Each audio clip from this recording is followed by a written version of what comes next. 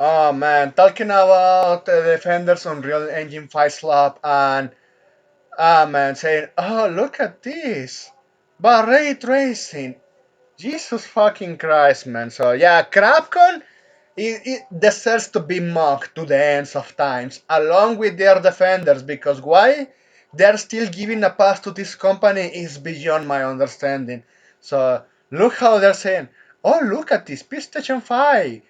Look at the mirror effects. The reflex is there, but if you enable ray tracing from of the most expensive graphics card there in the market, you are going to clearly see with very good definition the the character that you are playing with. But again, even this post made in Portuguese 20 years ago, with 32 megabytes of RAM, you could produce perfect reflex, mirror effect to be precisely. But today in day where a PS5 Pro of $700 cannot give you decent reflexes because the new technologies only serve to make the developers go lazy. The ray tracing took that away, and I absolutely agree. Even this comparison, man. 2001 was the year when Silent Hill 2 released. For the almost the main launch title of the PS2 era from a third party, from Konami, when Konami used to be good. And here we have reflexes. You can have the mirror. You can clearly see James Sunderland watching himself on the mirror. And this is at the start of the game. Also, Silent Hill 3 have mirrors. You remember that a scene from Heather Mason when she was watching her double, the evil double, when you are at the hospital. Those reflexes working fucking fine and give it a actually very scary scene there. But here, PS5 quality mode made in Real Engine 5 slot. You can't have that. And yes, it's not because of technology, it's because the practices got lost. Because they were cheating on for lazy developers to keep taking this.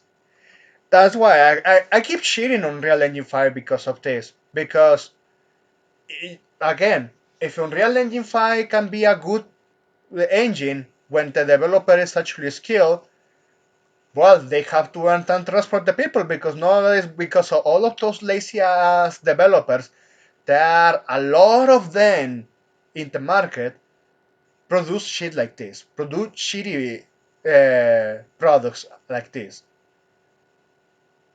They, the Unreal Engine 5 is going to keep pushing that one because they are just giving the tools to make it easier.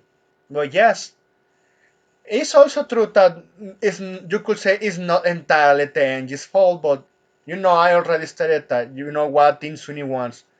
They want everyone to just to be replaced with Unreal Engine 5 and keep hiring all of those lazy developers because it's the only thing that is going to keep all of those AAA corporations. It's no wonder why they keep ditching their own in-house engines, including CDPR, because CDPR they made themselves famous for their engine, Red Engine, and they ditched that away for Unreal Engine 5. Of course, they are optimized jack shit, and they are going to make it like 2 fucking 100 gigabytes of space. If I remember, Silent Hill 2 the make is almost like half in almost 3/4 of that size. Seriously, yes, it's developers. The argument for the most part, yeah, is those developers. And also, why think people think that it's a flex to celebrate this? Oh, well, the Crapcon is the one thinking that this is a good flex. That yeah, it's showing that but yeah, ray tracing is good. Look how we are actually having quality. And just like this guy from Brazil. Yes, we used to have this shit. with way less hardware. Well, with more limitations, less power for hardware, more limitations, and something that I even have to mention here because even since they're doing also well, they're doing the comparisons within console.